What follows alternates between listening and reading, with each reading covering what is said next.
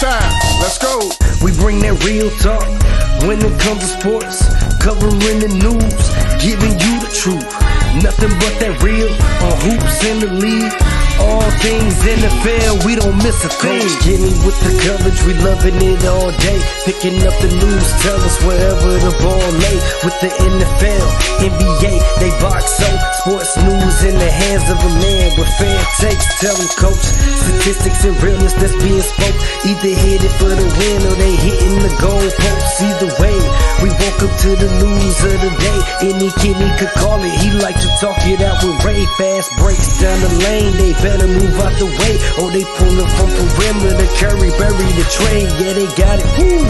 Duval with the hottest, Chris and Dev like the master, and mix it up like it's Logic being modest. They been looking for that real, trying to get it feel. Sports podcast, they running back on the real. That's a steal, yeah. They never sick, but they ill. Real sports talk going, deliver, signed and sealed. We bring that real talk when it comes to sports, covering the news, giving you the truth. Nothing but that real on hoops in the league. All things NFL, we don't miss a thing. What's going on, everybody? What's going on? Happy Thursday. You hear another edition of Real Talk. My name is Chris, and I got Coach Kenny with me. Kenny, how you doing? Oh, I'm great. I'm up 2-0. My bet is looking really good. I got my jersey. I'm about to put it in an envelope to get it ready to be sent to you. How are you, sir? I mean, you know, I definitely could be better. Watching my Sixers lose a game Monday they should have won. Now we're kind of struggling at home, so I'm a little optimistic still. We're gonna see how it goes. We definitely got a lot to talk about. NBA, of course, but the pick is in. We're waiting to see who the Patriots are going to draft. I'm waiting to see for the refresh, but it's a lot of sports, to be talked about. So before we talk about sports, though, you got anything you want to tell the people? Yeah, man, we got 3 shows coming next week. You see, I got the merch on, and you can get that at kanmcollective.threadless.com. Again, that's kanmcollective.threadless.com. Got 3 shows coming on Tuesday night. They're actually like almost back to back to back. I got we scheduled the one with Tim Clinton, who has a documentary out on YouTube. Then I got the songwriter Corey Shipley, who has a hit single song out right now called Hold On. And then any Tubi fans out there, I got a director that has a new Tubi movie out there called Hypno. He's coming on with me, brother by the name of Monty. So Tim Clinton, Corey Shipley, and Monty. Oh shoot, I forgot his last name that quick. I gotta look it up, so I'll make sure I do it right. Monty Wilson. So Monty Wilson, director of the new Tubi film Hypno.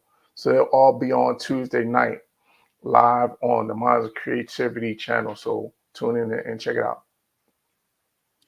Man, that's great to hear. Everybody definitely tune in, tap in. You got some great stuff going on. Definitely can't wait to check it out and support. But let's start off with the NFL draft. Are you surprised 3 quarterbacks got taken back to back to back? No, that was the thought coming in. So I'm not surprised. And I'm sure Ray is somewhere dancing, dancing, doing his happy dance, because hopefully he now has a quarterback that can, bring life back to Chocolate City. Having a brother and quarterback in Chocolate City, that's always a good thing. So, no, I'm not surprised. The only one I'm concerned about, to be honest with you, is May. Yeah, the other two. Well, I have a little bit concerned about Caleb Williams. Just his mental. But May scares me just because of the track record of North Carolina quarterbacks. We saw how Trubisky was. You know what I mean? So that would be my only concern with him. And then also, with the pundits and the quote unquote experts. I was listening to the radio on my way home today, and they said Merrill Hodge was saying that whoever drafts him is going to get fired. So that's not a good thing. You're not lying You know about what I that mean? though. You're not lying about that. And we already said that, that uh, whoever drafted Caleb Williams, Ryan Pace that's the GM, right, for the Bears, the Pace. I'm sure. I'll double check I think though. so. But anyway, we got questions about him, so he maybe wind up losing his job. If he's definitely gonna lose his job if Caleb Williams is a bust. Yeah. That's a fact. But I give the Bears their credit. They made sure they brought in some more receivers, which I thought they should have did with Justin Fields. But if your mindset is you think you got your guy and you want to build on him with his rookie contract, then I'm not going to be too mad at that. You know. But I will say this: I love the Yeah, move by yeah, Washington. I love the move by Washington. We knew the Patriots were growing quarterback. I'm surprised they didn't try to move up to get Jaden Daniels. I agreed. don't know if they had anything to do, but I think Jaden Daniels by far the second best quarterback prospect in this draft. And now we have the Arizona Cardinals up with the fourth pick. Now I was talking to a good buddy of mine, and he thought the Cardinals should trade back because their roster is so depleted. And there's multiple receivers in this draft. You got to assume that the Chargers are going receiver. I don't think the Giants are going receiver. I think it could have been smart to trade back if you're Arizona and upgrade your team because you're struggling and you're by far the worst team in the stack division. You're one of the worst teams in the stack conference, even though y'all hit it off and you had a very good end of the season. You need a lot of missing pieces. Yes, you need a receiver. I saw the stat that said the Arizona Cardinals had a different leading receiver every time Kyler Murray played the end of the year. So I'm not mad at them if they draft a Wow, here. that's crazy. I'm not mad if they go get Marvin Harrison right here with number 4, but I wouldn't have been mad if they trade back, got a Malik Neighbors, and picked up a couple draft picks as well. So I'm curious to see what they do. Their pick is in. Do you think they go Marvin Harrison? I mean, if their pick is in, they got to go Marvin. I don't draft any I, other receiver. I No. yeah, I would. Yeah, I would. Who would you draft? Because yeah, well, actually, let me back up. If I'm the Giants, that's where I would jump up Mm-hmm. to get a Marvin Harrison Jr. Mm-hmm. Because they have been lacking at the skill position for quite some time, and then you just got rid of, you let Saquon Barkley walk. So the fact that you got a number one and a clear cut number one, it's not even no question about him being the wide receiver one in terms of his draft grade. So Mm-hmm. for me, if I'm the Giants, I would have jumped up to do that. But anyway, I agree. I definitely you would, and Kyler Murray needs weapons. We're not sure. What's my man that came from the Steelers, the running back for Arizona? James Conner. James Conner. We're not sure if because he can't stay healthy, one, and then he hasn't really been as productive as we thought he would be coming in. So they definitely need some bona fide weapons for Kyler Murray because you can't give him all of that money and then not surround him with some talent. So Yeah. I think it's a no brainer for them to pick Marvin Folks, Harrison Jr. don't mind my face. This is me watching the Cavaliers getting run out the house, missing And they missing made open this, and shots. it is Marvin Harrison Jr. So It is Marvin, and I'm that's not great mad to at see. that. What's his Uh, dad? Am I bugging or I don't see his father? I don't even. I have it on ESPN. I'm not even watching. I'm just looking.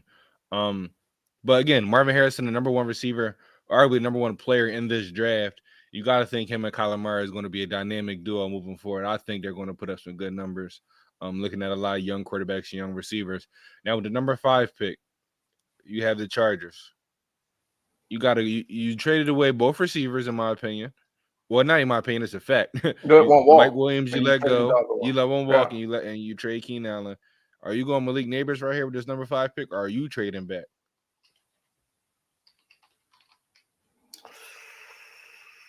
I think I'm going to trade back because if I was them, that was Harrison Jr. would have been my number one target.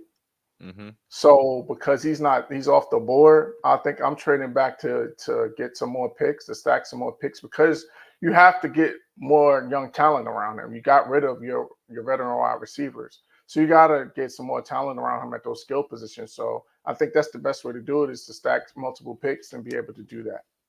Yeah, I'm with you. Hopefully they make the right decision. Their pick is about to come in, but I'll say this before we move on. I was a little worried come draft time because AJ Brown, I was scared that we were going to trade him, but we just re-signed him to a big deal. So the Eagles locked up both our receivers.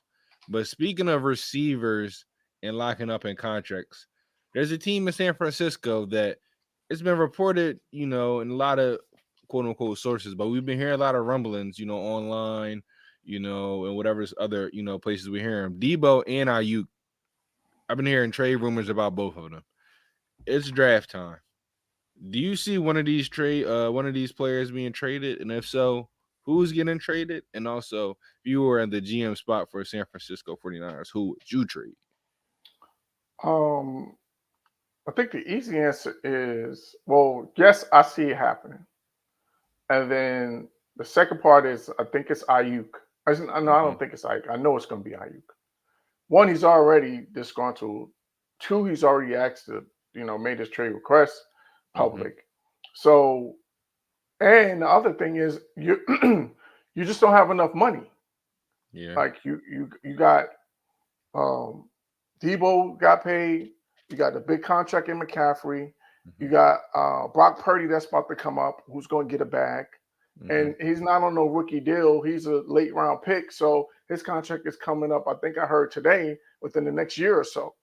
So you're going to have to give him significant money.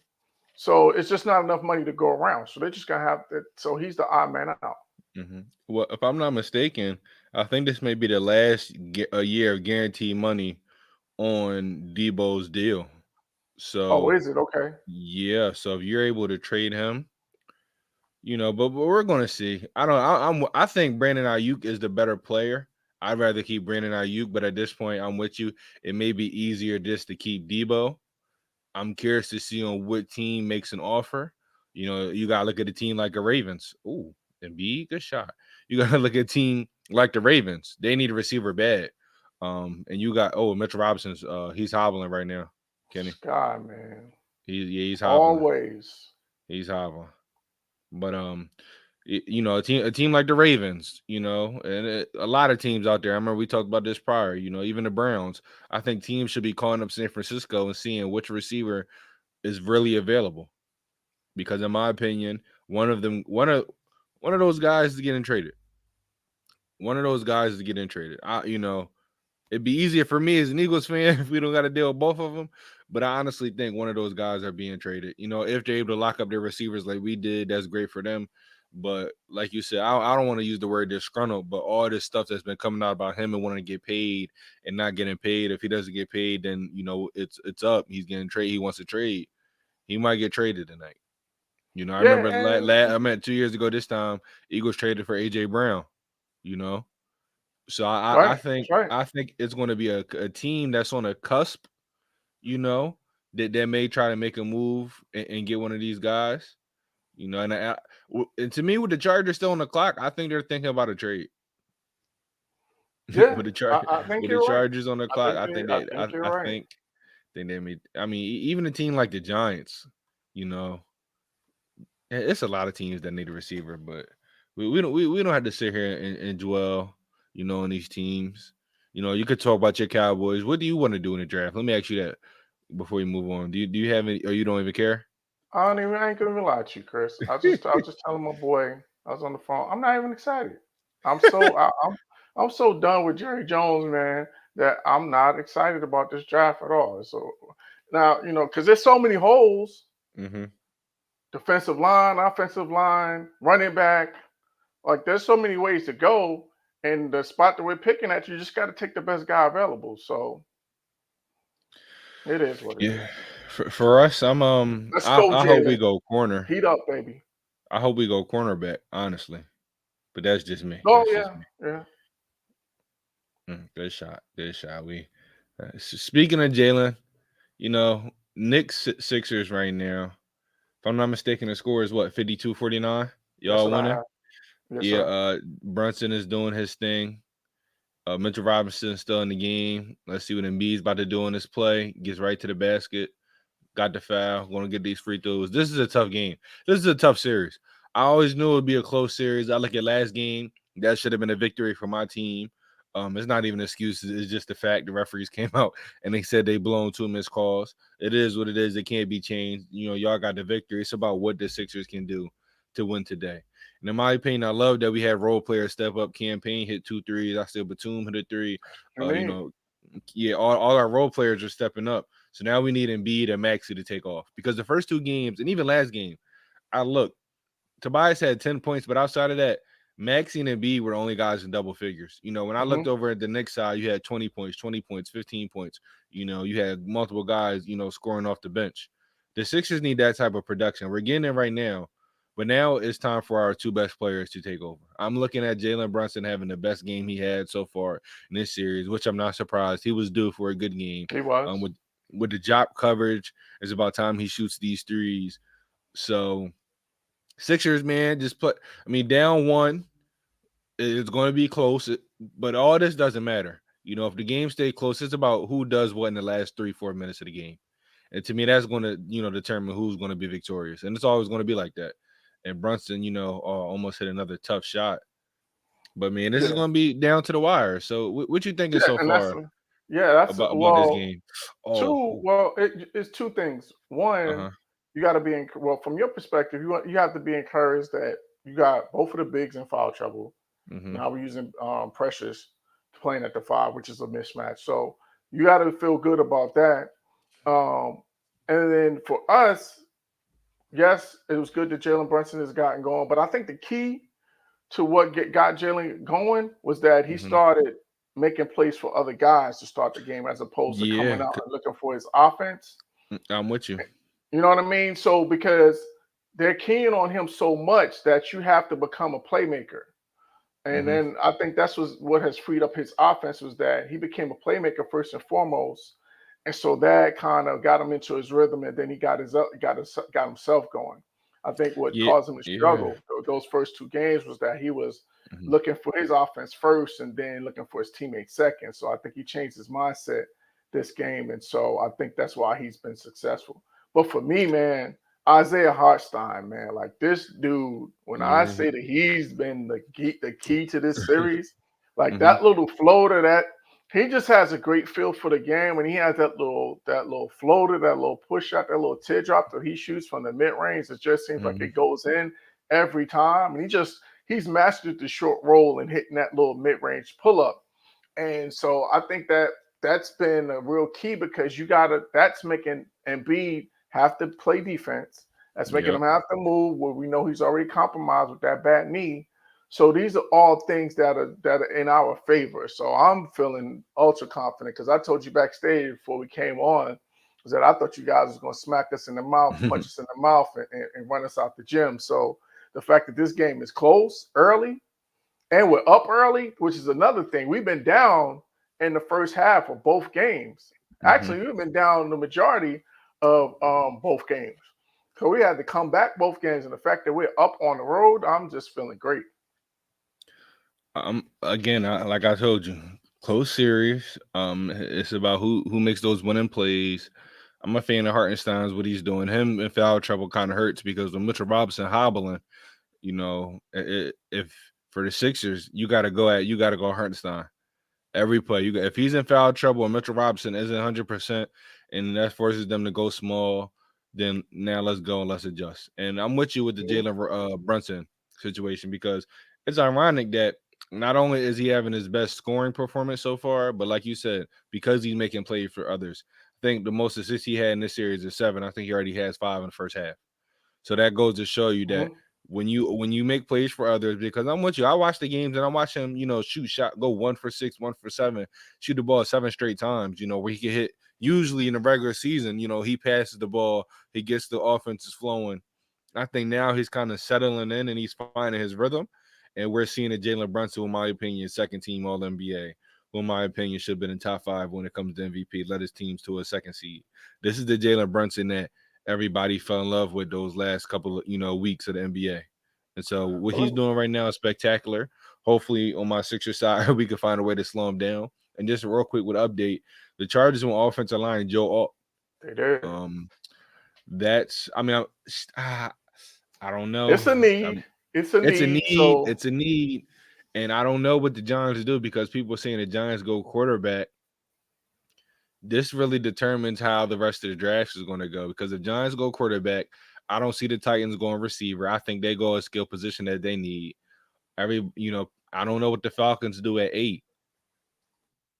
The the Bears have the number 9 pick. Like and the Malik Titans, Neighbors man, the Titans are sitting pretty because they made a lot of they moves got this offseason. a bunch of ways that they could go because they made so many great exactly. Mm-hmm. So they're really sitting pretty. They might trade down and see if they can see what's available for them.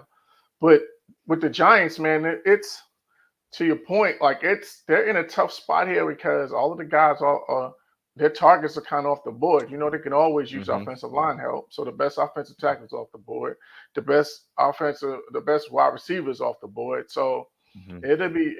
I don't know where they go. I mean, I'm looking at their depth chart. To me, if you want to keep your quarterback, you have to go receiver. Slayton, Robinson, and Hyatt. It doesn't scream So are you playmakers. going LSU guy? I would go Neighbors, but Okay. let's just say, for instance, and when I look at this, and let me double check and take a look at the Jets roster, but they're sitting at number 10. If I'm Aaron Rodgers, do I want to add another receiver? Well, he always wants to have more weapons. Exactly, because I look at what they have right now. Oh, You have Mike okay, Williams. Dante. Oh, Dante's a bucket. I ain't surprised at nothing he does. You got Garrett Wilson. You have Mike Williams who always hurt. Alan Lazar who's inconsistent. Do you want to slide in another receiver right there? Because I like their offensive line with Tyron Smith, with Moses, with Vera Tucker. Yeah, but Tyron can always go. True. Honestly, you could go offensive line because at some point Tyron Smith is getting hurt. True. He I mean, I hasn't don't want to finished the wish. Let me season in knock on like 3 wood. years. Let me knock on wood. Don't want to wish that Sorry. on him. But Sorry, Jets I mean, fans. I just gotta keep it real. defense. I mean, I don't know. I think they might go receiver. Like this is one of the best offensive wise. This is one of the best drafts we've seen in a I while. was gonna say it, and they said the word is that this draft is deep with wide receivers. So Yes, that probably is the way you go. I'm with you. Just watching my Sixers, that gotta be a rebound and that gotta be a rebound. We not boxing out. Like, geez, dude, you just watching people get rebounds. That's grown man business right there. Let's go. Oh, Let's yep. go, Dante. Giants want Malik Neighbors. Yeah, and that's where you I'm go. not surprised. Because You needed receivers. you need it. So that was the smart pick. Absolutely. Well, sticking with sir. basketball. Stick with Yes, basketball. sir. Up at the half. Let's go, baby. You Let's only up go 3. put this thing Relax. to bed. You only up 3. Oh, Halfway to putting this. Did you see that shot though? Did you see the shot Dante just hit? It didn't count. He just hit a full court shot. I did. Didn't count though. But you only up 3. So relax. But I'll say this though, and I ask you this. I'll let you go the first. Sixers fans is getting nervous. Down Do you 3. see me? Do you must-win see me game at the nervous? half.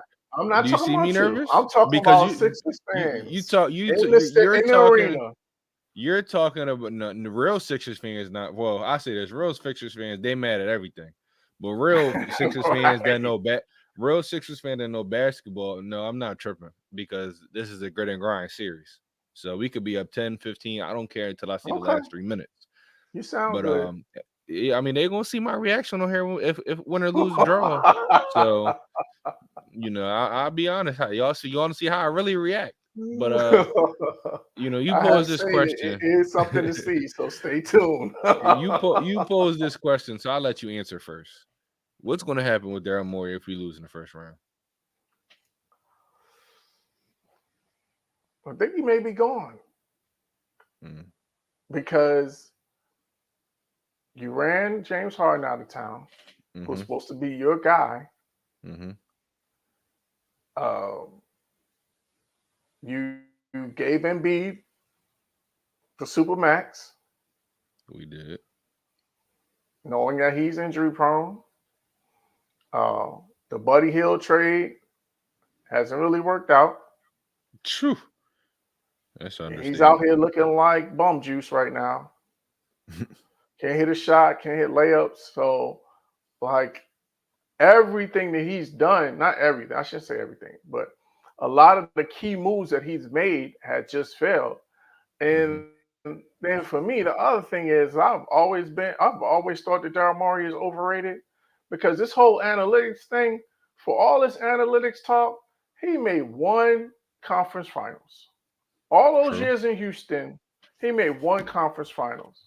And they have not gotten, he hasn't gotten Philly over the hump. So all of the talk about him being this, ahead of the curve and this genius, this, that, and the third, the whole analytics movement, like you got nothing to show for it. So it may be time for them to move in another direction. The only problem with that is that most times that when you hire a front office guy, they want to bring in their own coach. Hmm. So it's the Sixers are in a tough spot, and Josh Harris is in a tough spot because if you do that, then what do you do? Does that mean that Nick Nurse goes? He hasn't done anything to deserve losing his job. That's for sure. I mean, we see how. No, I'm with you. We see how fast the Bucks fire their coach, though. But Yeah, you but you know how you I'm gonna got a react. championship coach there, though. You, That would be you know crazy. you know how I'm gonna react if we fire him and we didn't fire Doc after the first round collapse. I mean, the second round collapse against Miami. I'm gonna I'm gonna lose my mind if we fire Nick Nurse if we lose in the first round and we didn't fire Doc after that second round collapse in Miami. I'm gonna lose my mind. I'm gonna Oh, lose my that's mind. But hilarious. but when it comes to when it comes to Daryl Morey, I'll say this. I don't think he's fi- I don't think he necessarily may get fired. It just depends on what he can do this offseason because if the rumor around the league is you don't want to sign with this guy, if James Harden, and other guys that's been in Philadelphia, Patrick Beverly, guys that have respect in the league, if they're putting the rumors out that man you don't want to sign to Daryl Morey. Daryl Morey, he's not a good GM. He'll backdoor you. If that's the report on Daryl Morey and we can't get a free agent, then he has to go. He has to go because we're at a point where when I'm watching this team, we need that third guy. Tobias Harris was never that third guy. We've been saying for years he's never been that third guy. Sometimes we try to psych ourselves out and try to pretend he's something he's not. I don't care how good he plays. He is not the third guy. And so for years we've been saying we need a third guy. Probably for the past 5 years. We've been stuck with Tobias Harris on this ridiculous And contract. I don't think that's And changing. so no, he's out of here. He's out of here. But how? What are you doing? He's a free agent. How is he This out? is last year. This is Oh, this is last year on the last year. deal. Okay, I didn't know that. Yeah, Okay. yeah, Oh last year yeah, on the yeah. You deal. gotta let him walk. He gone. Yeah, he's gone. So we're finally getting rid of Tobias Harris. If he wants to resign, you can come off the bench, but for a minimum. But yeah, we need that third guy. If Daryl Morey cannot deliver on the third guy, then what value does he have? And when I look at all the moves and some of the moves he's made, I love the Anthony Melton move. He made necessary moves. But why isn't he playing? I don't understand that. Oh, he's hurt. He's hurt. I think it's a back Oh, injury. okay. Back injury. Okay. He's injured. He's injured. If he was, trust me, if he was healthy, he'd be playing. He'd make a difference because he's one of our only guys that attempted three. But he has an injury right now with his back. But when I look at some of the moves he's made, bringing in a Seth Curley, he's made necessary moves, and the roster has been good enough. But again, you look at the second round collapse against Atlanta. You look at us collapse against Miami. You look at us lose game 6 at home against Boston, which was an easy one with Tatum had like 5 points or something in the second half going into the Oh, fourth that quarter. one was brutal. You look at multiple instances where this roster was good enough to get over the hump with the necessary moves Daryl Morey has made, and the roster collapsed. So it's not like he put together a roster and we weren't good. And yes, the one thing I'll say, especially this year, we need shooting. He tried his best to bring us shooting. He brought us Buddy Hield, who's arguably a top 5 shooter in the past decade. So we can't sit up here and say, when you traded away James Harden, you brought in, utility guys, Robert Covington, who was a Philly guy, but I don't know where he's at. He's milking us for every dime we MIA. got. Exactly. Batum is doing his thing. So the He was roster is solid. not but the Oubre was a roster good hasn't pickup been as bad. well. Yeah, exactly. The So it roster hasn't been hasn't all been bad. bad. Yeah. And with Embiid, we were 32-8. With Embiid, we were a top 3 seed in the Eastern Conference. Let's not act like just because we're in a That's a playing fact. team, people need to forget Embiid missed a chunk of time. And if you It's look how Embiid was playing, he was going to run away with the MVP. So this roster is good, but I'm to the point where because of the whole Harden thing and how big of a star he is and how out loud he's against Daryl Morey, if we cannot bring in a third guy, not a role player, I like Kelly Oubre. He's not a third option. Tobias Harris, don't get me started. We don't have a third option. If we can't bring in a third option wing player, then you have no value to us as a general manager. That's real. Because that's literally what we need. I love Mo Bamba and Paul Reed off the bench. If Buddy Hill is still on contract, I think I don't know. I think he lost his confidence because he fell out the rotation. That's my opinion. I never was a campaign guy, but he hit 2 threes, so shout out to you. For those are big threes. And this roster definitely needs some retooling. And Daryl Morey, to me, you said what has he done? He only made one, Western Conference. It's not like he's never put together a bad team. The general manager can't go out there and play. Now I'm with you on the whole analytics thing, and I thought that was not it wasn't very smart. You look at how they lost, to Golden State with Chris Paul being hurt, and they were live by the three, die by the three. They just so happened to miss threes. He's put together some very good and talented rosters that just ran it sometimes to some juggernauts. You ran into defending champions with the Lakers in the bubble. You ran into defending champions with the Golden State Warriors. 2019, 2018, it feels like every year. To me, Daryl Morey's not a bad GM, but this Harden thing, that's going to make or break his career and for the rest of the his time in NBA, in my opinion, because that's just bad basketball. That's bad general manager. Yeah, right that's there. to me that's the biggest Titans went indictment. online, by the way. I love it. Yeah, They went online. Yeah, to me that's the biggest indictment. Mm-hmm. Is that the guy that basically this is the second team that he's followed you to. Well, actually, no. 2 situations where you guys were together and he was like, I want out. Mm-hmm. These are 2 different teams. And the second one, he called you a flat out liar. Yep. You know what I mean? So that's just bad. That's just a bad look. And then the other, it's just not. Yeah, they have been good, but the way they talked about him, like he gets talked about. Maybe it's just me because I have a thing with analytics. Is that he gets talked about like he's like a Jerry West, like and he's nowhere close to that. I mean, he's not. But when I look at a lot of these GMs in the NBA, he's on the upper echelons. Again, he's put together very good teams. Why isn't he one of the best GMs in the league right now? I say he's what? Average to good. Average to good. Come on, Kenny. Let's not do this. Let's look at some terrible. 1 conference finals in how many years as a GM? That's his fault. 15. So hold on. Let me ask you this. Hold on. Let me ask you this. How long has Jerry West been a GM of the Los Angeles Clippers? That's a good question. But they made the they made the second round. So I gotta give you that. But Golden State, he won a championship there. Memphis turned them from a joke into a playoff contender. We can't even put his name in the same sentence as Jerry West. Why can't we? No way. Why can't we? No way. He went to one. What has the Clippers done? I'm talking about we talking about as long. I only know Daryl Morey from his stint in Houston. So from Houston to now. So let's just say the past. We'll say 15 years. First round playoffs, second round playoffs, conference championship. So let's see how long. Yeah, I would like to look at his. Let's look at Jerry West. Because I'm not comparing him to Jerry West. Jerry West obviously is the number 1, but we're not going to sit up here and average to good. That's all I'm saying. He's a solid GM. So he was the GM for the Grizzlies in 2002, 2007, they did nothing during that time. Golden State Warriors GM 2011 to 2017, he was executive board. Okay, the Clippers from 2017 to present, they've done nothing in that time. So I'm not comparing him to Jerry West Conference at all. finals. They did make the conference finals. He's Phew. there from 2017.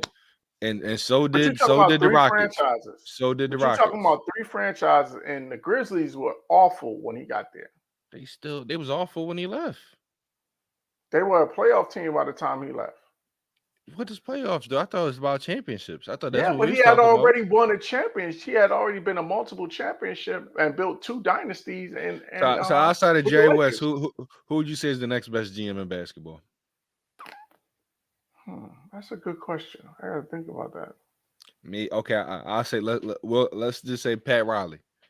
I'll throw him in. Oh yeah, definitely. Okay, now outside of those two guys, now let's look at all the terrible general managers and tell me who's better. No, because we're going here. He's better than the Bulls general manager, yes or no? Yeah. Better than the Pistons. Not better than OKC. No, I'm not done yet. I know. Let me just. That just came to my mind. You said average to good. That means right. there's about 16 it just came general to my mind managers to better think than about him. somebody that's better than him. But go ahead. Sam Presti. Sam Presti's better than him. Okay. Spurs Sam better Presti. than him. Okay. Who else we going?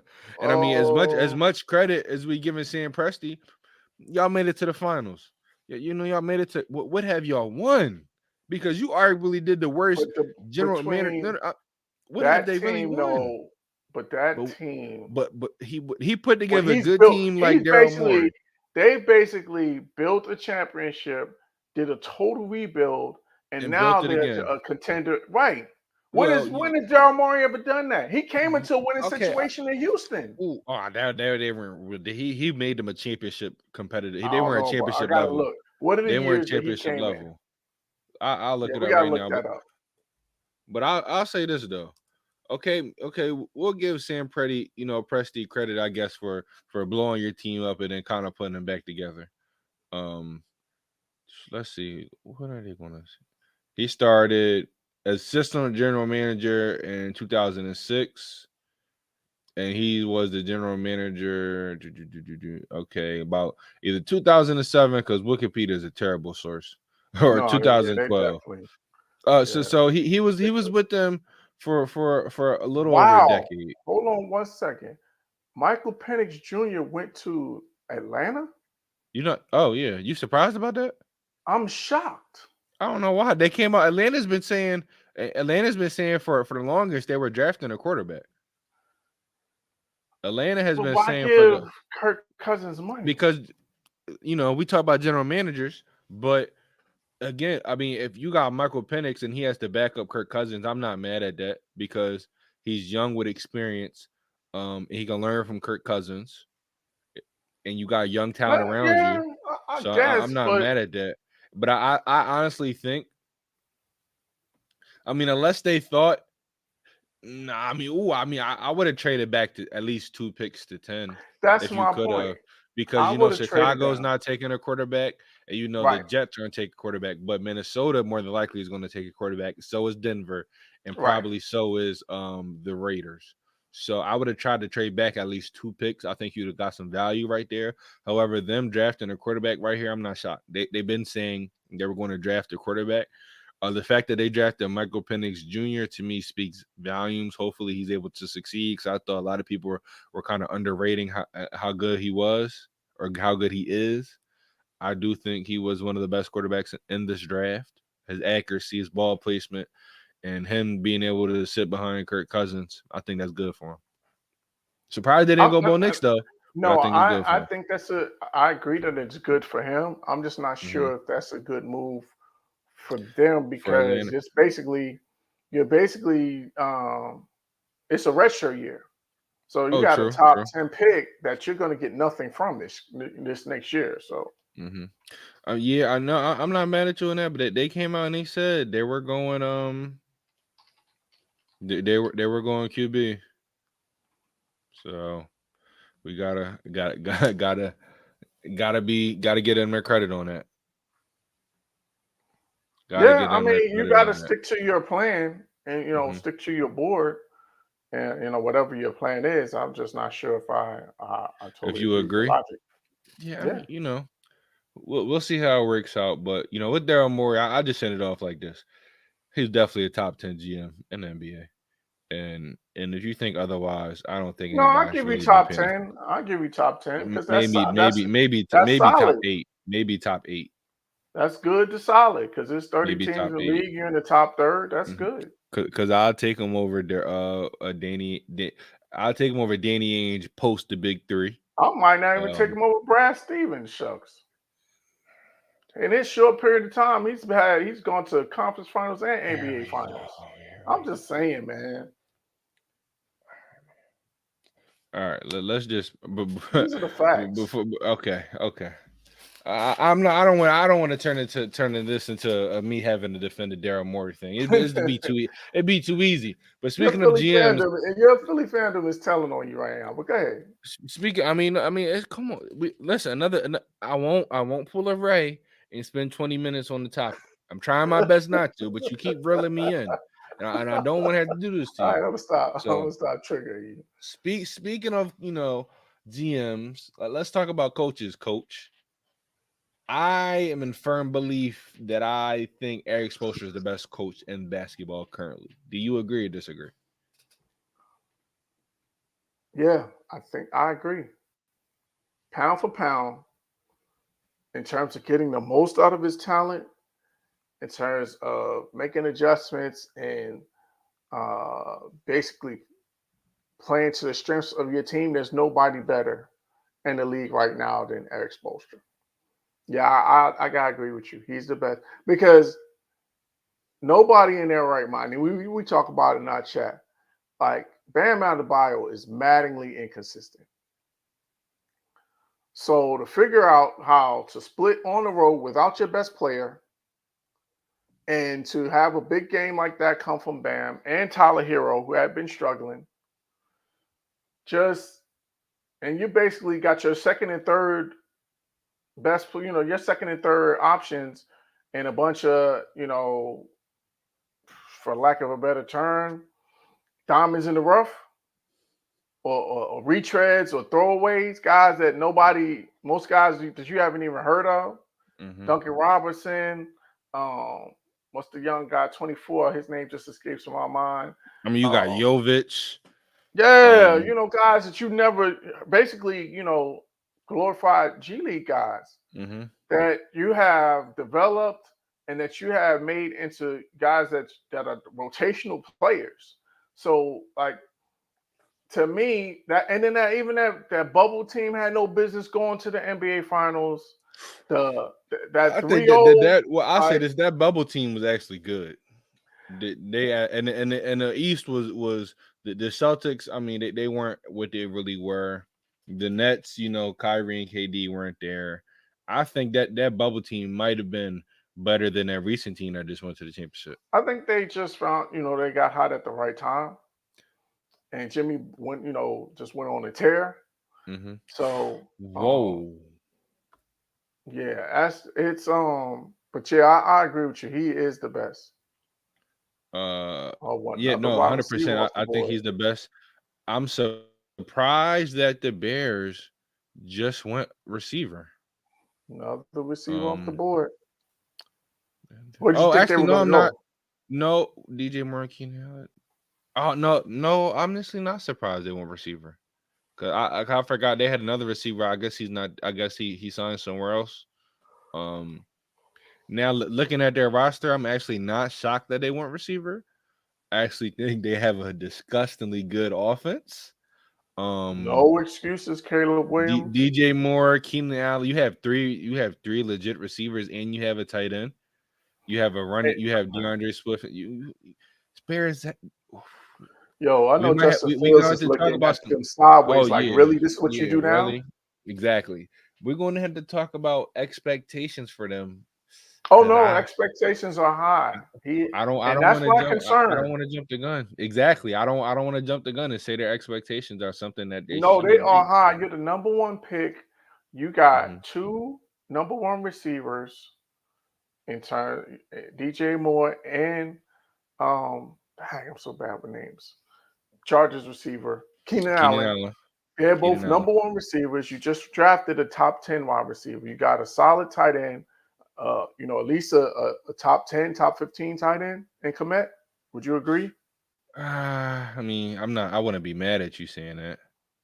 Yeah, top 15. I'm a Notre Dame Hmm. fan, so maybe I exaggerate a little bit. But the point is that you have all of the toys at your disposal. And the only thing, like I said earlier when we first got started, is this mental makeup. Is he mentally capable of leading this team? And you're in a huge market.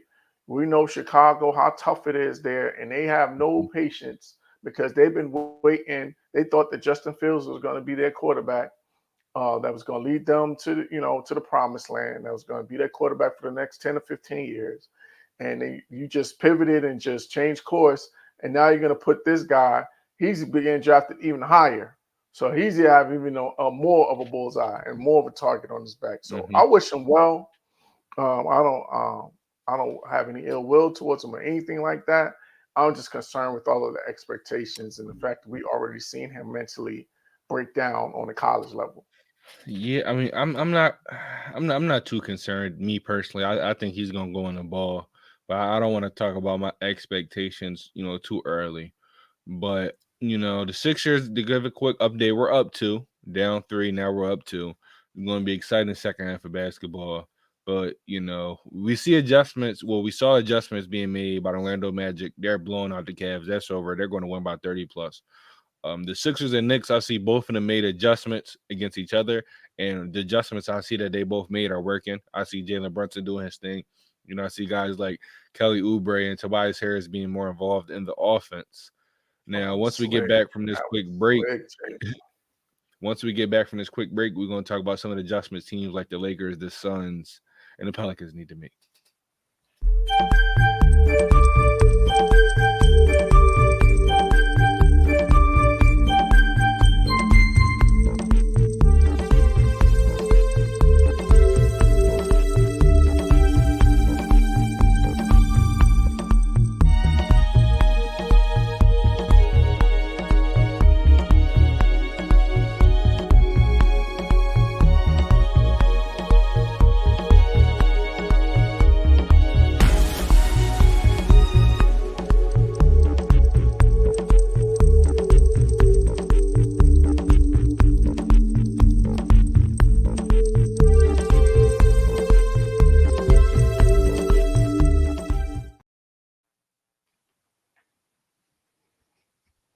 All right. So listen, Kenny, go ahead, let them know.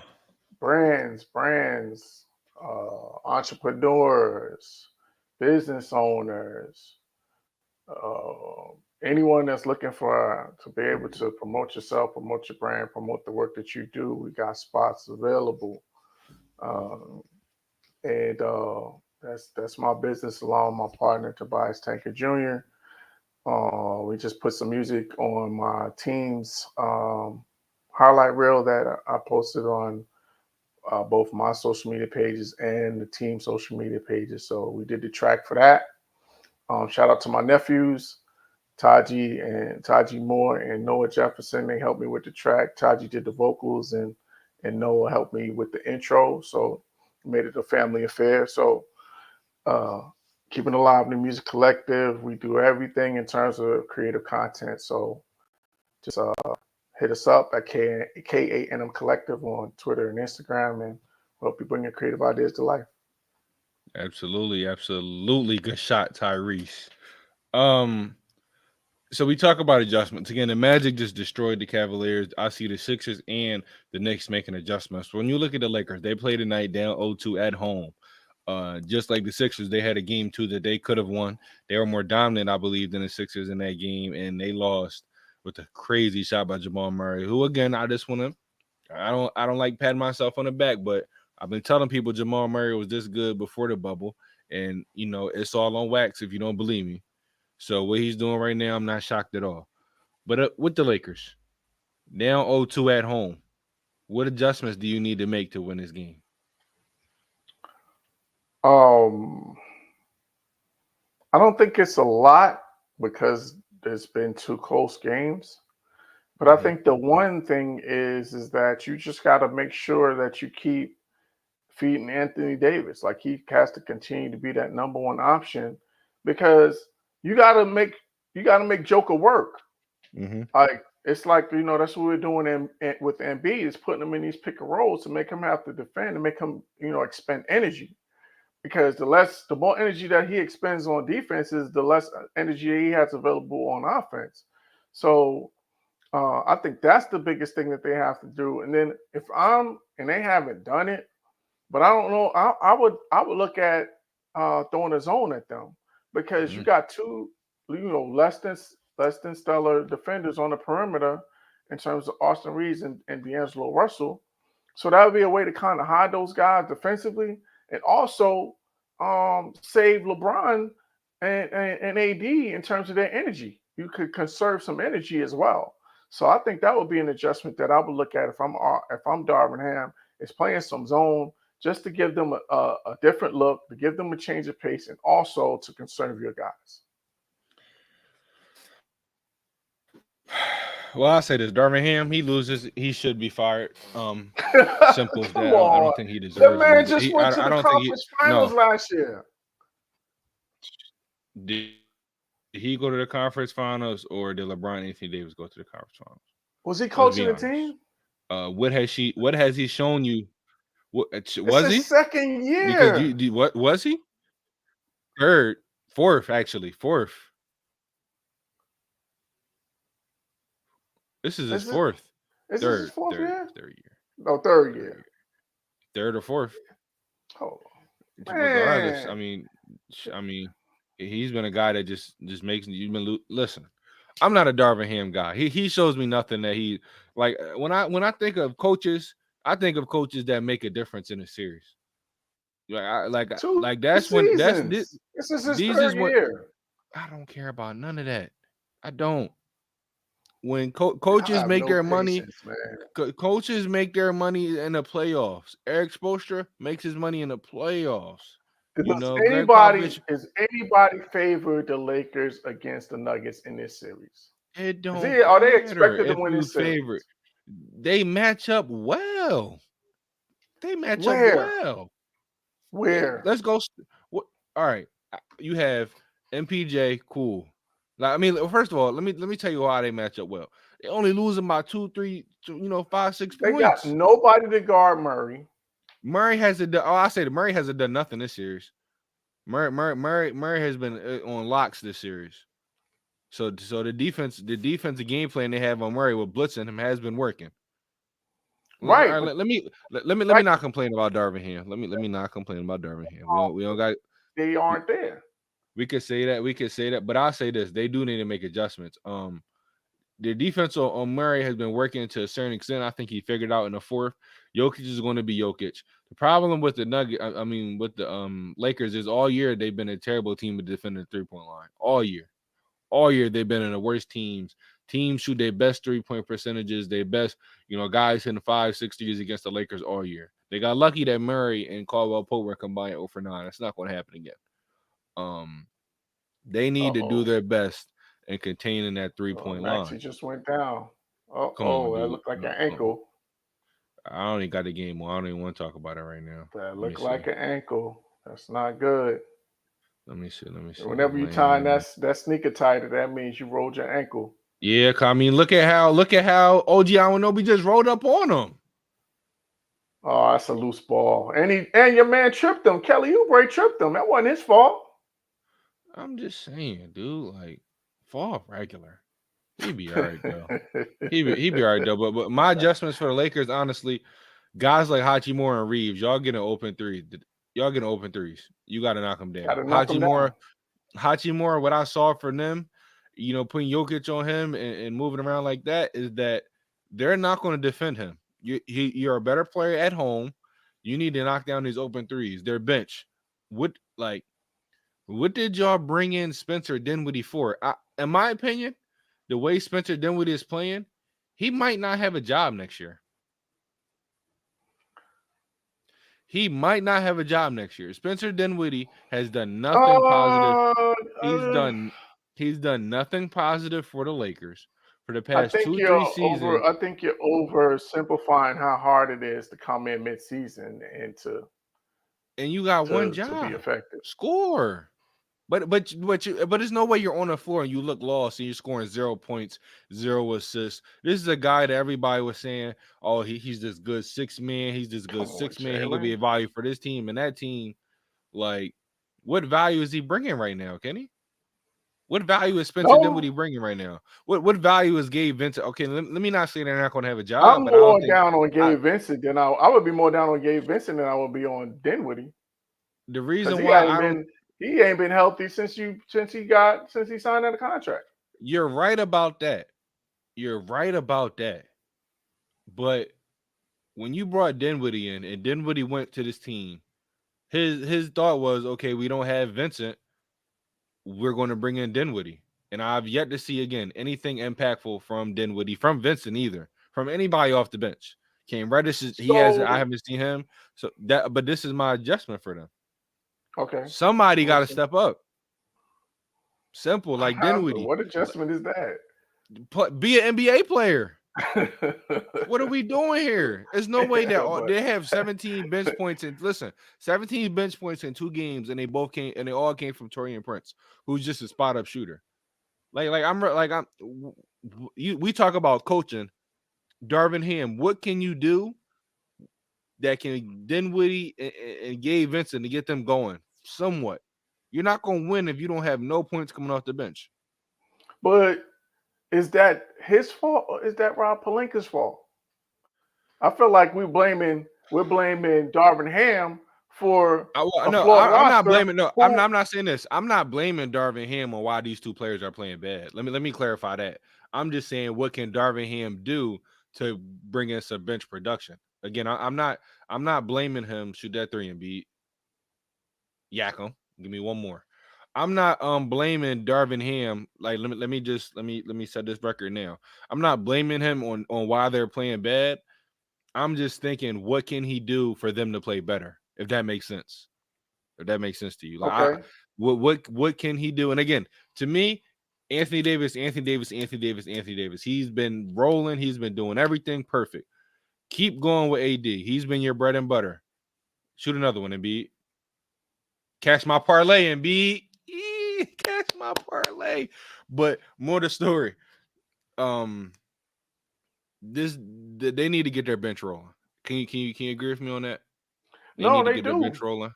But And go ahead. coaches don't. No, I was just gonna say real quick that coaches don't pass, coaches don't dribble, and coaches don't shoot.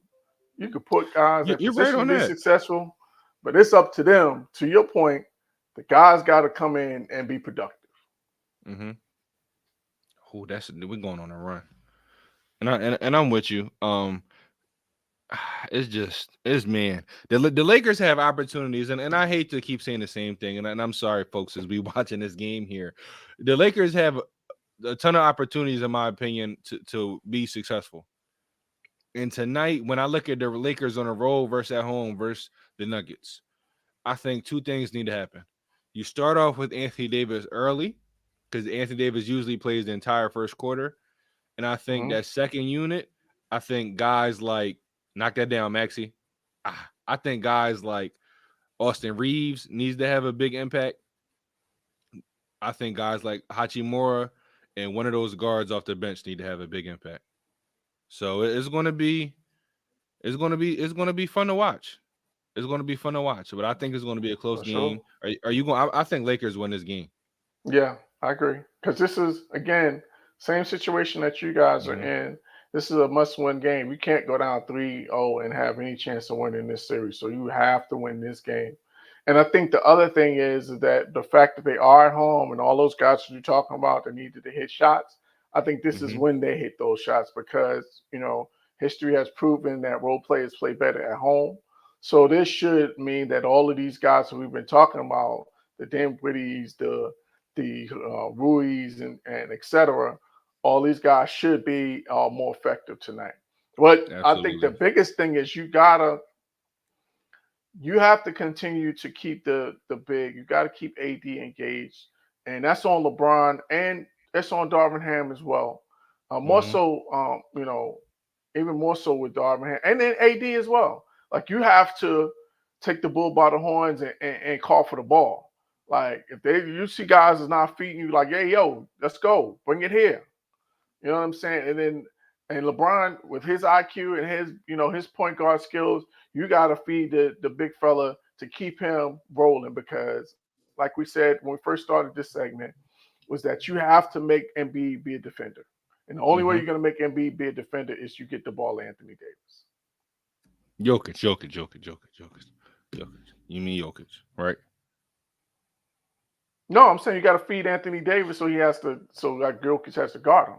Oh no, you said Embiid. That's why I would. You said Embiid. Oh, My did I? fault. Oh, I'm sorry. Yeah, it's That cool. was a Cause I good. know That was because a, Embiid cooking y'all right now. I just hit three it's a threes. five I know. point game. Calm But down.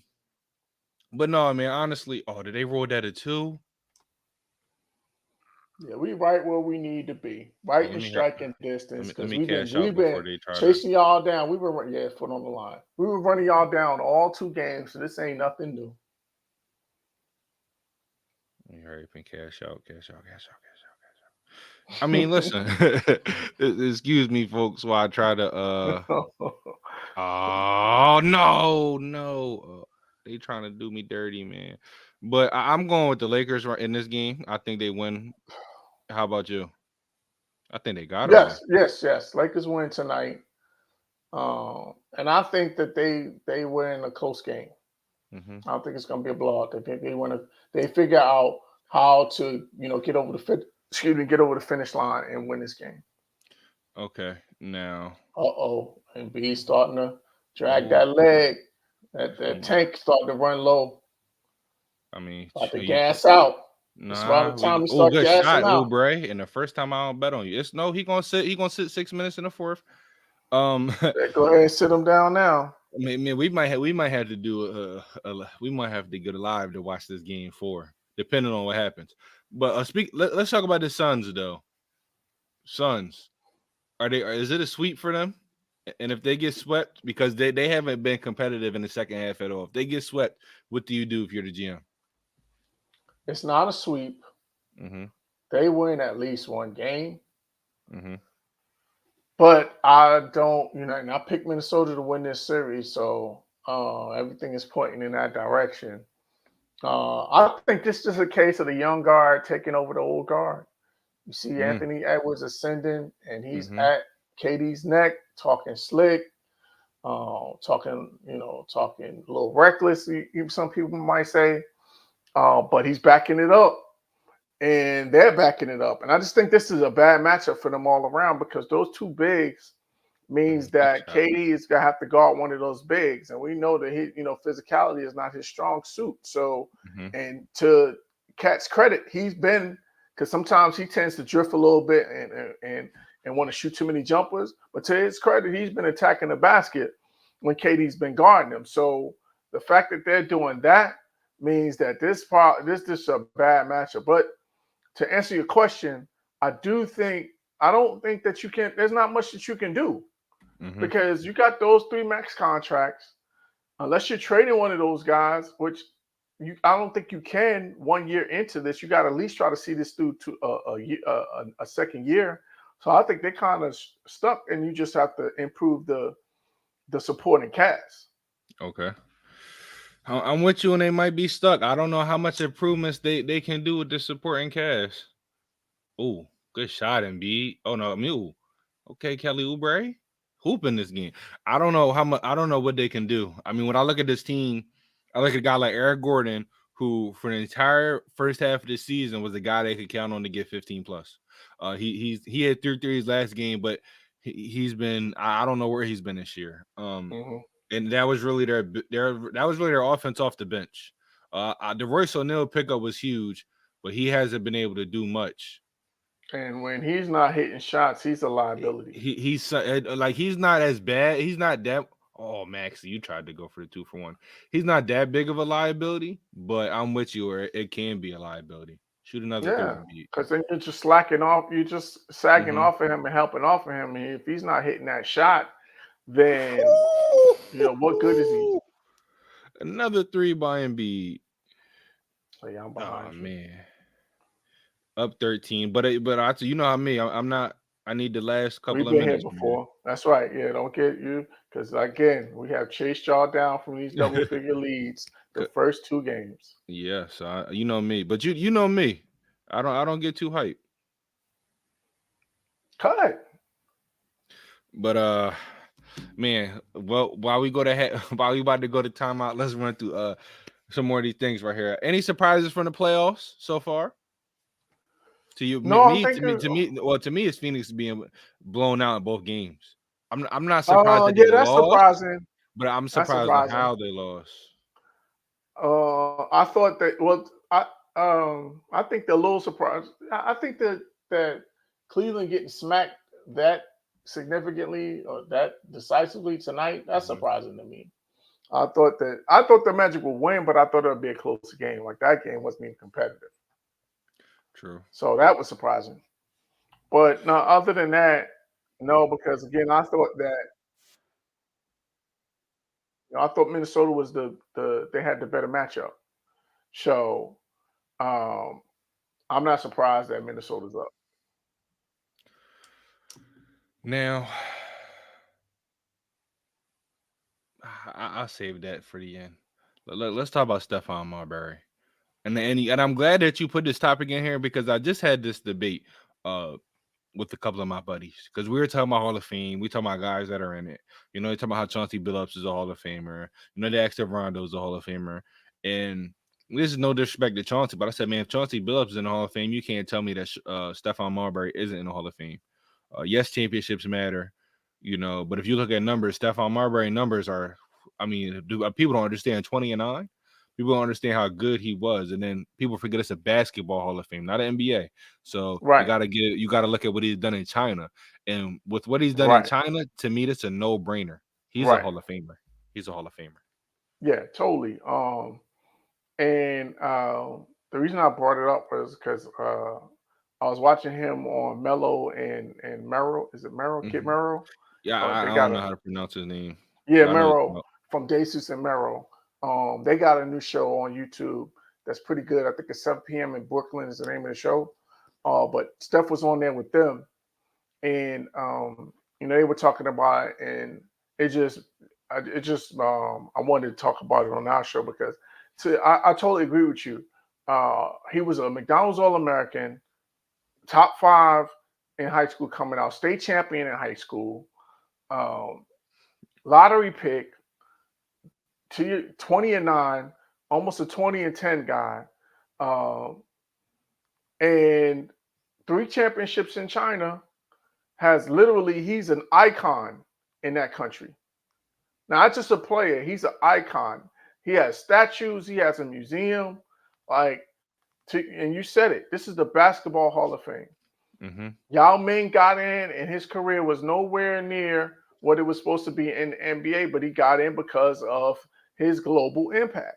Mm-hmm. So if that's the case for Yao Ming, then there's no question that Stephon Marbury should be in. And the only reason why that he won't be in is because of the controversies and because the media will take his off the court stuff and the things that he did to hold it against him, which is unfair because you said it.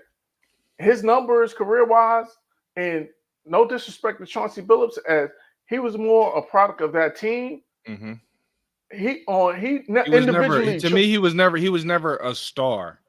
When right. I He look at was a good Stephon, right. He was a good, not great player. mm-hmm. Steph was a great player, and Steph was feared in his he, heyday. He struck fear into teams, and he struck fear into defenses. He was one mm-hmm. of the number one options on the game plan. He was the guy that you were trying to stop every night because Mm-hmm. if he got going, the dude had. We talk about logo range. Steph was pulling up from half court when he was in high school. I saw it because I had a chance to watch him when he was in high school. I actually went down to Rucker Park to shout out to Rucker Park at EBC. I went out there one day because one of my high school teammates was playing, and I saw him play in a game. And this dude, in the beginning of the game, pulled up from half court. I'm like, yo, what did I just see? And it was not like no, it was like kind of like how Steph does now, how Dame those guys do now. It wasn't, and it wasn't no strain and no nothing like that. It was an effortless shot from half court. I'm like, what did I just see? Mm-hmm. And he was doing that as a teenager. So the fact that he was this skilled and this productive, and his resume deserves to be in the Hall of Fame. Yeah, and you know me, I'm one to always give credit on the generation before. And I'm also one that kind of related to my generation. And you put Stephon Marbury in today's NBA. Career averages in 19 and 8. Prime year, I mean, he was a all NBA guy, close to all NBA guy. He was third team All NBA 1 year, averaged 22 and 8. I mean, he basically 22 and 8 in his prime, in his heyday. 8. So think about the points. But remember, he's giving you 8, 9 assists because that was in an era where you still had to be a facilitator. You think guys like Baron Davis still had to be a facilitator. Even though I'm a dominant scorer, I still have to facilitate. You put Stephon Marbury because kids may not know because he was drafted in 96. He was who? He'd be Hooper. Warren point guard. Yeah, he started that kind of that trend that we see today. Oh, he was one of the first I shouldn't ones. say started it, but basically he continued it. He was the one for that generation in terms of the scoring point guard. Because before him, you got Isaiah Thomas, that was that guy. But for his generation, he was that guy in terms of the scoring point guard. Yeah, I definitely got to agree Chauncey with that. Billups wasn't the passer that Steph was. No, again, I don't want. It's hard to say product of. Oh, good. Did you get that? Oh man, good miss. So it's hard to say product of the team, but I will say he benefited from the surroundings he had in Chauncey Billups. And to me, I made a joke. I said because I'm not mistaken, they said Ben Wallace is in the Hall of Fame, but I think that might be Cat. Oh, he is. So and again, this is no disrespect. They were all there. There's no disrespect to this team, but you might as well not an individual. You might as well just put that whole team in the Hall of Fame. Yeah, Bogdanovich is verse. Might be a rap. Y'all got this one, Chris. This is what I thought. Bogdanovich. I mean, you said Bogdanovich. You might as well put that whole team in the Hall of Fame. And then for everybody. Rip got to be next. If you're putting Billups in, Rip got to be next. For everybody questioning Draymond, he's definitely about to sub out Bogdanovich. But whoever questioning Draymond Hall of Fame status, if Ben is in it, Draymond's in it. That's a fact. Yes. For sure. So and then if that's the case, Iguodala's in it. Like we're gonna have a conversation one day about how watered down the NBA Hall of Fame. We definitely are because we definitely. If that's the case, then they need to put Uncle Rod in there, yo. Again, and this is no disrespect. I don't want to make it sound like Uncle Rod. I'm gonna call him Uncle Rod wasn't a hell of a player. Wasn't a hell of a player in his time. This is not what we're saying. But what we're saying is that if the bar is being if the bar is being set very good in your era, right? Then you're gonna have to open that thing up. Yes, to absolutely. A lot of people. Absolutely, totally agree. So but before we wrap it up with the NBA. Let me ask you this. Let's talk about predictions for the weekend. Actually, I don't want to do predictions. I want to come in and I want to do some recaps on Monday. So let's talk about this Devin Haney. Let's talk about this Devin Haney Garcia fight. Should have sent you the clip. If you do not remember, I called it. You called it. I said Ryan Garcia is going to win. His props. And I said it was going to be knockout TKO. And he was knocked down more than 3 times. It should have been a TKO because there was a few knockdowns that they didn't count. So let me. Harvey Dock is a good referee, but he struggled. He struggled that night. No, he didn't struggle. He got that. He got that 50, 150 on the side. But let me bring it up why again. I picked Ryan Garcia. And I kind of gave the analogy to basketball or football, even when you look at two teams in the division, maybe like the Eagles and the Giants, you would say, oh, or Eagles and the Commanders this year. How the Commanders, you saw they have the number 2 pick, but we had very close games with them. When you go against an opponent that you're very familiar with, no matter if one person is quote unquote that much better, there's a familiarity. These dudes have been fighting for years. They fought, like they even said it, more than 5-6 times, not including Yeah, sparring. it was three So and they, three they were very familiar between with each other. amateurs. Yep, So absolutely. that was one reason. The second reason is when I see Devin Haney fight, when he goes up against a fighter that can put pressure on him, and those are my type of fighters. That fighters that, okay, I would like to see more defense from Ryan, but fighters that are going to put pressure on their opponent. And one thing Ryan Garcia did was put pressure on Devin Haney. And when I look at Devin Haney going against guys like Lomachenko, who he should have lost that fight, I saw I that. disagree. Uh, But go uh, ahead. but more of the story, I saw that when you're active against Devin Haney and you have power and you have skill, Mm-hmm. he's going to struggle because all he has is that jab. Granted, it's a great jab, but he's not really breaking down. He's a stick and move defensive. He's going to have Yes, counters. He's not a guy that's not going to put pressure on you. I look at a Tank. Tank has great defense, but Tank can't put pressure back on you when he goes on and he offensive. has power. He has power. Ryan Garcia has power. He has quickness, and he will go on the offensive. And to me, when I thought about all those things, I looked at Devin Haney and how he fights versus how Ryan Garcia fights. And Ryan Garcia even said, like, this cakewalk. And people thought he was crazy. I didn't really care about none of that because I know once he got in that boxing ring, he was going to try to beat up this dude because at the end of the day, he wants to prove to himself and everybody else, well, really everybody else, that he's one of the ones on top. And Mm-hmm. this make or break fight, well, I don't think it was a make or break fight for him because I think he can sell out any fight. But I think getting this victory was big for his career because now he can parlay this into some bigger fights. And he's already, to me, a top 5 draw, in my opinion, when it comes to boxing. I think Ryan Garcia is a top Oh 5. no, but especially with the antics and I Yeah, guess, and yeah, I I say think that top, that color my definitely pick. top 10. But if he might be outside looking on top 5, but he's close. He's one of the biggest draws in boxing. And No, no, he is. this fight helped prove that. And But I don't know if it's. I don't know. He but, does have the skill, but I just think some of the stuff he does, it's. I think he's more of a byproduct of the whole social media and then him but again, but when clickbaiting. we're talking about, I mean, he didn't clickbait against Devin Haney.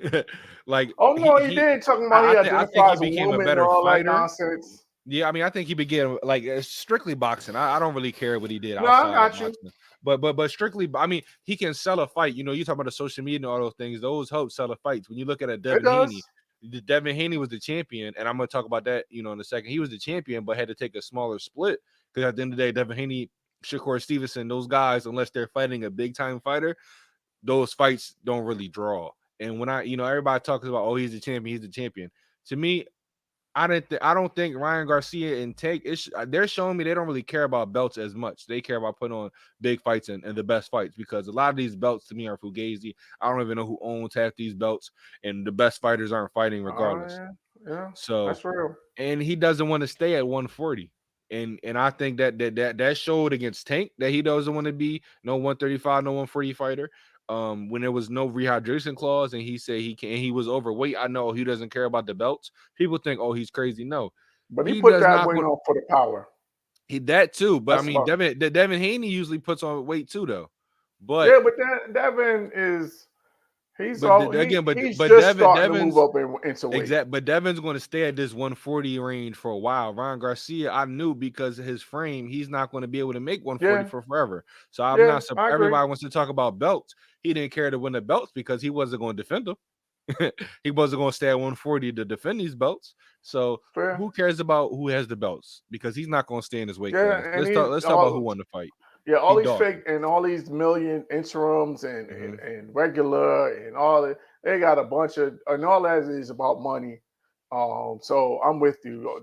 The belts don't carry the same weight or they hold the same significance as they used to. That's a big fact. Oh, we only up 11. Let me put this game back on.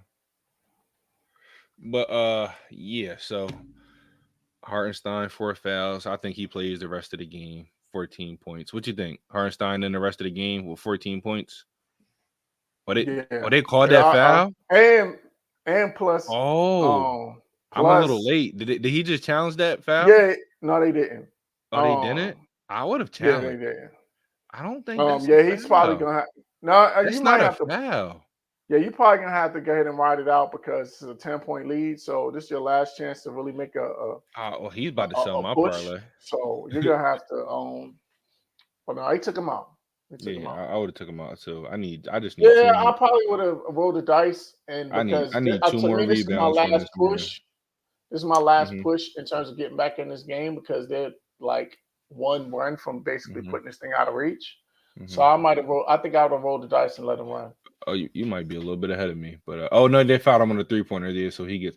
I just Yes, need yeah, two. I need two rebounds from him. But yeah. I think he yeah. got So that. so let's do a little real recap of the NFL draft. JJ McCarthy went 10 to the Vikings. I'm shocked on that. You were correct. The Jets went Oh, offensive line. he The Jets went slid. offensive line. I don't worry. Come on, let's reel it in real quick. You can complain off stream. The Jets went the Jets went offensive line. Um, Broncos by no shock they went quarterback, and I kind of love this move by the Raiders. They went Brock Bowers. I like it too. Um, But they don't have a quarterback though. But all of the well, top quarterbacks are they, they, gone, so I get it. they don't. I mean, Gardner Minshew balled out last year. He balled I'm out not going last that year. far. I know. I mean, I know. I'm I'm saying, but in like Jacksonville, so I eh, seen the Minshew Mania thing come and go. I'm kind of me too. I mean, I'm kind of upset they let Josh Jacobs go. Um, so we're gonna see what they do. But I mean, when I look at the wide receiver, I mean, no, I like Mayer though. I think they got a lot of tight ends though. They have 4 tight ends. Hmm. Yeah, they're gonna have I'm to s make a move. They're gonna make a move, but I think it was smart for them to bring in another pass catcher. Um, What do you do? Play two tight ends, at all I times. would And 2 Embiid's tight getting ends. I benched mean, right now. Dude is I on would. fire. Let me ask you this though. Going back to Haney and Garcia, I don't know if you saw that Bill and Floyd I was did. going back and forth. I did. Uh, do you think Haney should fire his dad or kind of reduce his role in his career? Do you think he's having a negative effect on Yep, Devin? I do. That's actually why I suggested it as a topic because Hmm. after watching that, like, um, Oh, one, 5 threes. it's it's a bad look. Like seeing two Hmm. black men going at each other on a live stream. It's not a good look for us as a community. But just the way that Bill Haney was talking and like the whole street thing, like he seems Hmm. like he just hasn't. He don't want to let go of the streets, and that's just bad for Devin Haney's image, and it's bad for his brand going forward. So I think I don't say I think he has to reduce his role. Hmm. I think you look at bringing in another trainer because I think he's taken Devin as far as he can go in terms of he's made him into a champion and credit to him. But I think he's taking him as far as he can go, and I think you have to look at bringing in another guy because when you're the common denominator in terms of all of the problems, like Hmm. Bernard Hopkins, Floyd Mayweather, um, Ryan Garcia's dad. I think he had one in New De La Hoya. So this is starting to become a trend where all of these run-ins, there's only one common denominator, which is Bill Haney. Hmm. So at some point, the problem is you because all these different people are having competitions and you're the only person that's the common denominator, then that means the problem is you. Yeah. So he's gonna have to take a look in the mirror. And he's gonna have to elevate his thinking more than anything. Like you gotta elevate your thinking and get out of the streets. Like you're a Hmm. corporation now. Your son is a brand now. Like don't get me wrong. I'm not saying to forget where you came from. You get back to your community all you want, all you can. But all that street talk, man, you got to get that out of your vocabulary and elevate your mindset to being a businessman. And I'm not saying that he isn't a businessman, but he clearly still has ties to the street that he needs to let go. That's what I will say. Yeah, because he kept glorifying, the streets, the streets, the streets, the streets. Yeah, Um, well, that's not nothing you need to glorify here, Bill. not at You, all. you That's not millions and helping. millions, millions and millions of dollars. Like Floyd said, like that's what are you trying to prove? First of all, you're old man, not a grown man, but an old man. Um, and I don't think it's even cool for young people to glorify streets when you got kids watching your platform. So I thought that was Absolutely. corny. I thought Bill always been a little bit corny, as far as like you just run your mouth too much, and you kind of put this battery in Devin's back. And I never thought Devin was an upper echelon fighter. Kind of when you have no power, like people want to talk about Floyd and power. Do they not realize before Money Mayweather, it was Pretty Boy Floyd, and he was boop boop knocking people out Hmm. until he was Them fighting hands so went bad. long. Yeah, Every them time he hands got went in a bad. fight, he broke his hands, Yeah, them and hands he went bad. probably had the last 10 fights, maybe more, with broken hands, and still won, and still showed more power than Devin. So, and like he said, under them lights, that 50-0 is real. Under them lights, Devin Haney, your past few fights, you look bad. Floyd never looked like that, and he never took an L, regardless of what people think. That record is that record. So I think Bill needs to take a step back. Maybe not fire him, but it might have to be a serious conversation where it's like, yo, like, I understand you love me. I understand in your mind you're doing the best for me, but this is not the best for me for my career. Hmm. So we're gonna have to, dial it back. You have to go to the drawing board. I think right now for me, if I'm in Devin's camp, it's all right. We need to add some power, because you being a defensive fighter, what happens if the defense isn't working? You just can't. You just gonna sit there and get punched on. So they just like a lot of great fighters. You might have to go back to the drawing board and kind of figure out where can you go from here. And I'm Yeah. curious to see what the next fight is. I think it should be. I would love for it to be Shakur. May not happen. I would Yeah, love. but I would I love for don't. it. Yeah, I would like to see that too. But I think Yeah. he might need to scale back and kind of take a step up fight to kind Hmm. of get his legs back underneath him Okay. because he did get rocked. Yeah, I think his jaw was broke. I don't know Oh, if I that was don't know true or about that. I false. didn't hear that, but he definitely got rocked. His he went away from his game plan. To your point, he did Hmm. not use his jab nearly enough to keep Ryan Garcia at bay.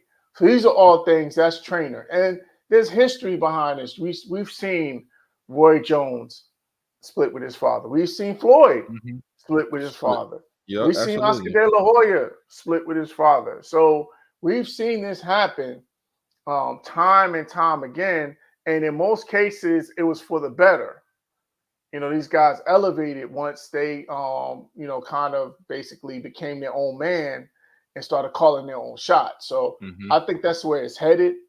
And, the other thing that I want to say that I totally agree with is that he got a little humble pie. Like, Yeah. to your point, they were talking real slick. They were talking real reckless. Haney was talking real reckless. I saw him on It Is What It Is with Cam and Mace, and he Hmm. was talking real reckless, um, about this fight.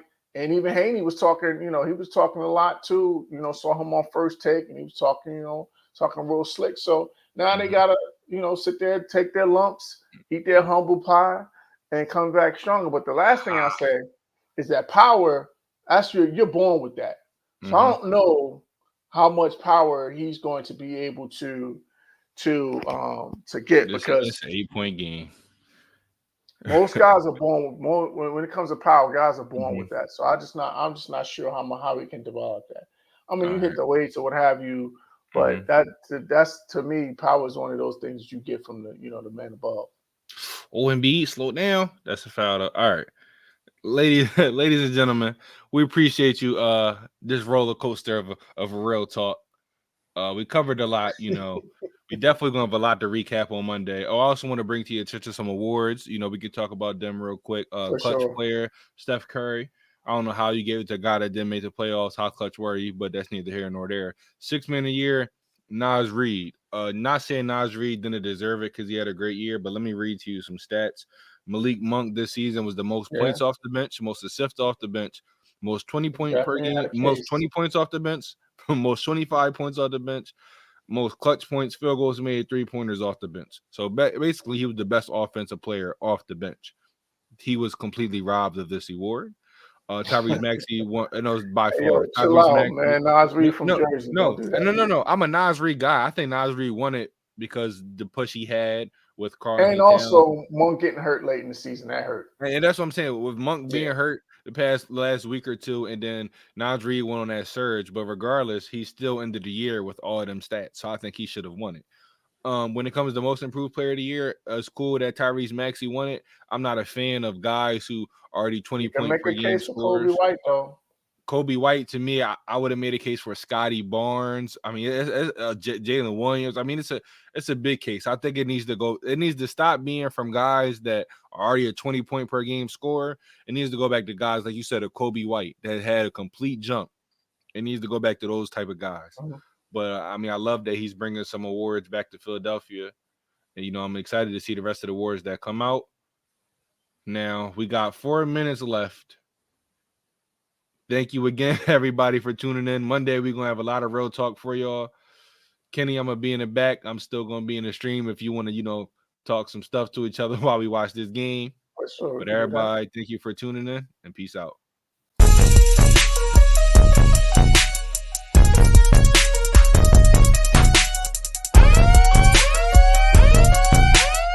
And the keys, tempo, hey time, let's go. We bring that real talk when it comes to sports, covering the news, giving you the truth. Nothing but that real on hoops in the league. All things NFL, we don't miss a thing. Getting with the coverage, we loving it all day. Picking up the news, tell us wherever the ball lay. With the NFL, NBA, they box so. Sports news in the hands of a man with fair takes. Tell them, coach, statistics and realness that's being spoke. Either headed for the win or they hitting the goalposts. Either way, we woke up to the news of the day. Any Kenny could call it, he like to talk it out with Ray. Fast breaks down the lane, they better move out the way, or they pulling from perimeter. Curry bury the trade, yeah, they got it. Woo! Duval with the hottest, Chris and Dev like the master, and mix it up like it's Logic being modest. They been looking for that real, trying to get it feel. Sports podcast, they running back on the real. That's a steal, yeah. They never sick, but they ill. Real sports talk going, deliver, signed and sealed. We bring that real talk when it comes to sports, covering the news, giving you the truth. Nothing but that real on hoops in the league. All things NFL, we don't miss a thing.